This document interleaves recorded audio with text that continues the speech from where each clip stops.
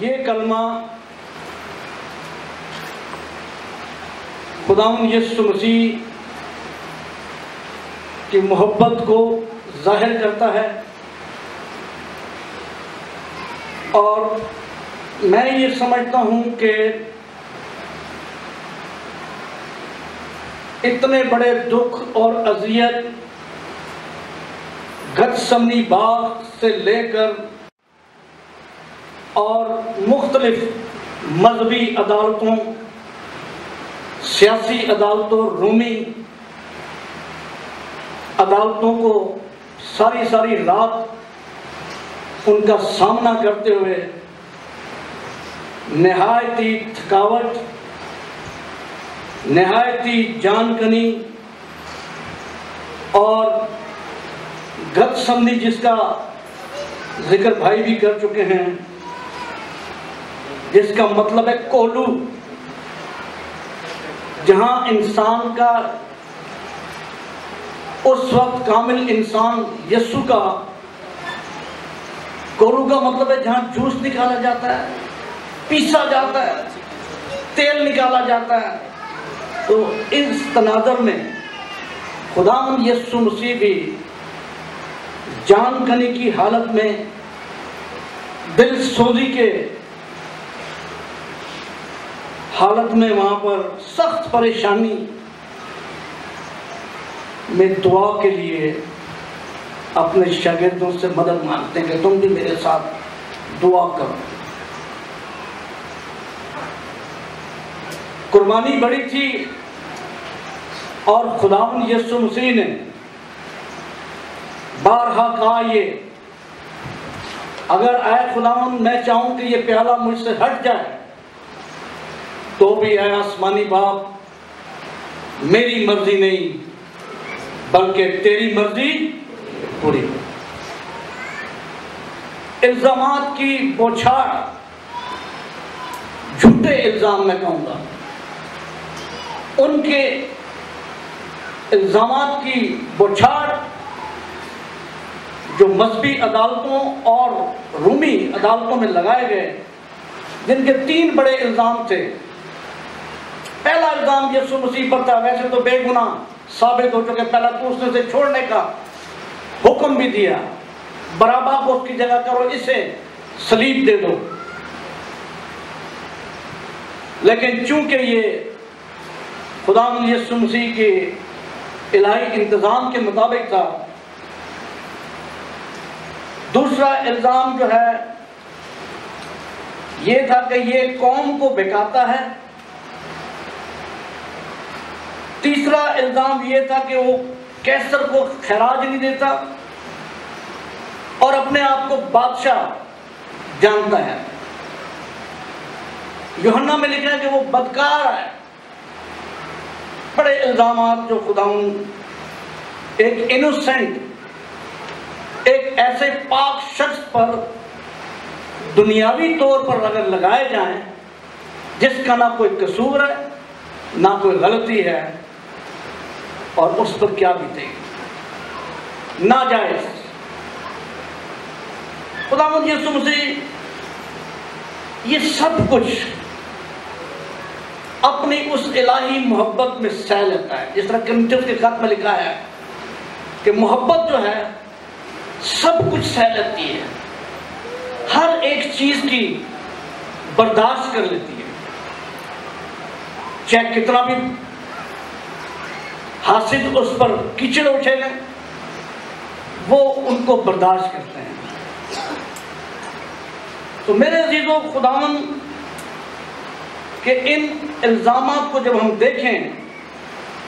اور جو جان کنی کی حالت دیکھیں، تو وہ کبھی بھی کسی کے لیے، ایک عام انسان ہو، کسی کے لیے تسلی کا باعث نہیں بن سکتا۔ میں نے اکثر لوگوں کو دیکھا ہے، جب وہ بستر مرگ پہ ہوتے ہیں، اگر کوئی بھی ان سے ان کا حال پوچھنے جائے تو وہ روتے ہیں، ان کے آنسو گرتے ہیں، وہ پریشان ہو جاتے ہیں، ان کا دل، انہیں پتا ہوتا ہے کہ اب میں نے थोड़े दिन के बाद मर जाना है, चाहे उनकी कोई बेटी जाए, बेटा जाए, यार दोस्त कोई भी जाए। तो ये हालत यीशु मसीह को भी बता दी कि मैंने कुछ देर के बाद इस रूए ज़मीन से चले जाना है। लेकिन खुदावंद की इस मोहब्बत को और इस हालत को, जो अपनी माँ को उसने देखा कि उसकी माँ उस शागिर्द के साथ और उन 3 बहनों के साथ खड़ी है। यकीनन अगर माँ के सामने बेटा इस तरह लहूलुहान, जिसके हाथों पांव पे कील हो और उसकी पसली पे नेजा लगा हो और अपने बेटे को मरते हुए देखती हो, तो उस पर क्या गुजरेगी। पुराने नामे में एक स्टोरी है, आपने पढ़ी होगी कि हाजरा जब अपने घर से उसको निकाल दिया गया तो वो बियाबान में चली गई। जब बियाबान में चली गई, पैदाइश की किताब 21वें बाब में इसका जिक्र है, जब वो बियाबान में चली गई तो जो कुछ उसने लिया था खत्म हो गया, और पानी जो मश्क में था वो भी खत्म हो गया। जब मश्क में पानी खत्म होया तो बच्चा रोने चिल्लाने लगा और माँ भी ऊंचा ऊंचा रोने लगी। माँ ने क्या किया, बच्चे को लेकर एक झाड़ी में डाल दिया और ये कहते हुए कि मैं अपनी आंखों से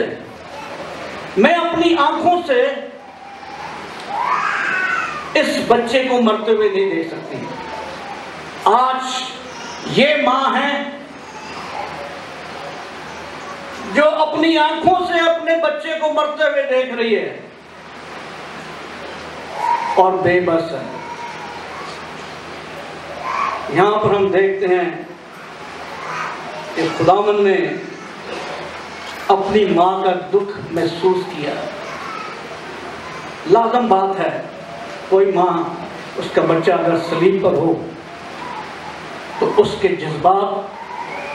उसके तासुरात खुदावंद यीशु मसीह दूर से देख रहा था। उसका दुख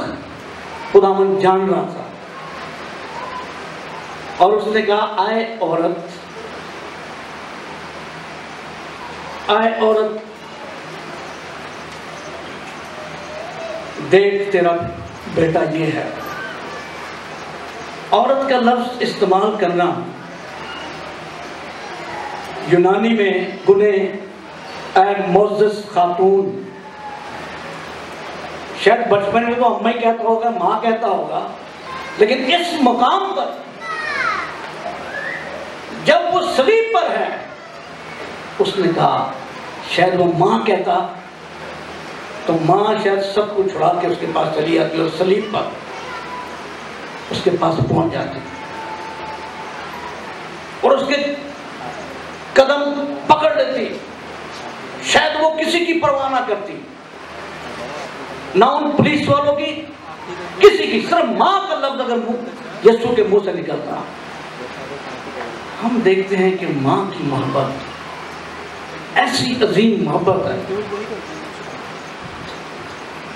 और यीशु मसीह की फिक्र और तसल्ली अपनी मां के लिए, अपने खानदान के लिए,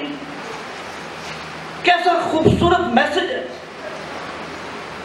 कि आज एक मां को उसका बेटा मौत के उन फाटकों में से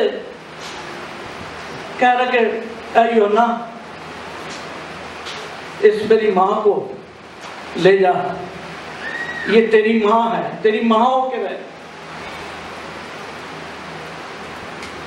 ऐसी इज्जत, ऐसा मकाम मां को देना,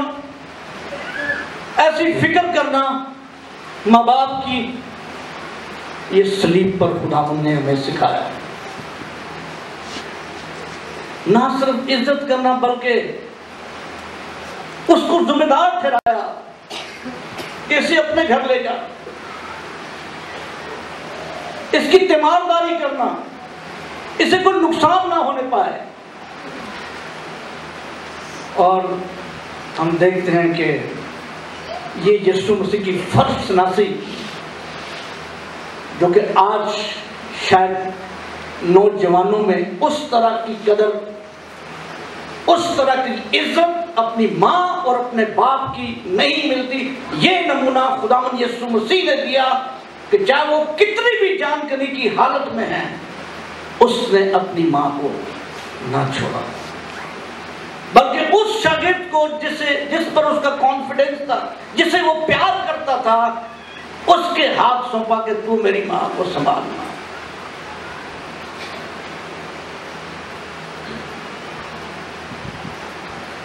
اور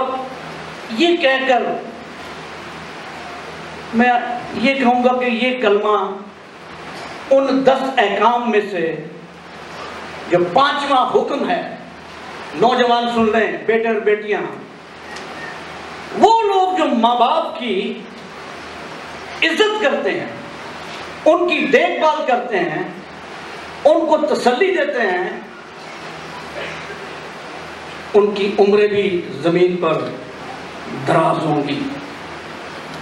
آج بہت سے لوگ ہیں جو پور ہاؤس میں پڑے ہیں، بچے شاید عیاشی کر رہے ہیں، پیسے بھیج دیتے ہیں۔ کیا یسوع مسیح کے نقش قدم پہ نہیں چلنا چاہتی ہماری کسی کو؟ آج میں دکھ سے یہ بات کہہ رہا ہوں کہ میرے یسوع نے تو بہت بڑا نمونہ دے دیا۔ یہ کلمہ خاندانی طور پر ہمیں ایک ابھارتا ہے، خاندانی طور پر ہمیں یہ میسج دیتا ہے